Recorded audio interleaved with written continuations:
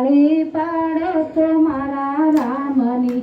રે બીજી તાળી નો હોય જો તાળી પાડો તો મારા રામની રે બીજી તાળી ના હોય જો જો સ્મરણ કરો તો સીતારામનું રે બીજું સ્મરણ નો હોય જો સ્મરણ કરો તો સીતારામનું રે બીજું સ્મરણ ના હોય જો વાતું કરો તો મારા શ્યામની રે બીજી વાતું નો હોય જો વાતો કરો તો મારા શ્યામની રે બીજી વાતો ના હોય જો બચપણ માં ઘણો ફેર છે રે બચપણ કોને કહેવાય જો બચપણ માં ઘણો ફેર છે રે બચપણ કોને કહેવાય જો બચપણમાં પ્રહલાદ ને નરસિંહ મળ્યા રે બચપણ કહેવાય જો બચપણમાં પ્રહલાદ ને નરસિંહ મળ્યા રે અને બચપણ કહેવાય જો યુવાની માં ફેર છે રે યુવાની કોને કહેવાય જો યુવાની માં ફેર છે રે યુવાની કોને કહેવાય જો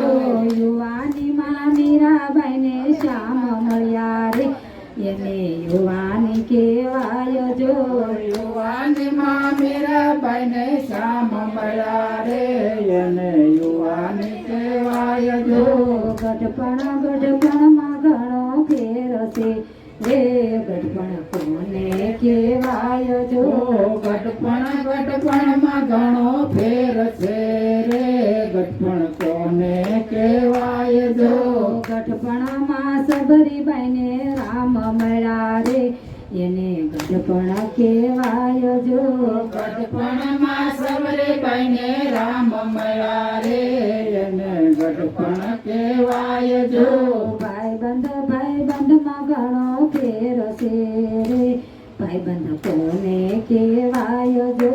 ભાઈબંધ માં ઘણો ફેર છે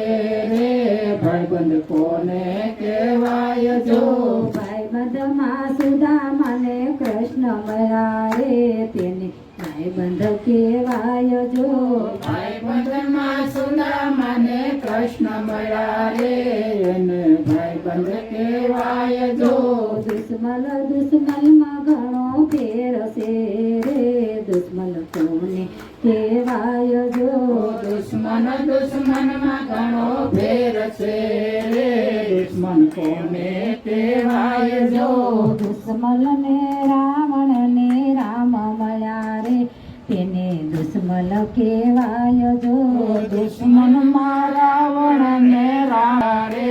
એને દુશ્મન કહેવાય જો નીતિ માં ફેર છે રે નીતિ કોને કહેવાય જો નીતિ માં ઘણો ફેર છે રે નીતિ કોને કહેવાય જો નીતિ માં વિંદુરજીને કૃષ્ણ મળ્યા રે એને નીતિ કહેવાય જો નીતિ માં વિદુરજીને કૃષ્ણ મળ્યા રે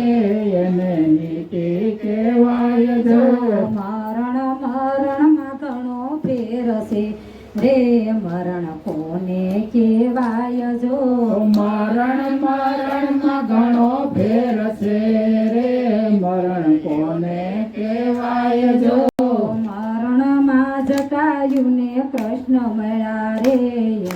મરણ કહેવાય જો મરણ માં જટાયું ને રામ મળ્યા રે એને મરણ કહેવાય જો સેવામાં ઘણો ફેર છે રે સેવા કોને કહેવાય જો સેવામાં ઘણો ફેર છે રે સેવા કોને કહેવાય જો સેવામાં હનુમાને રામ મળ્યા રે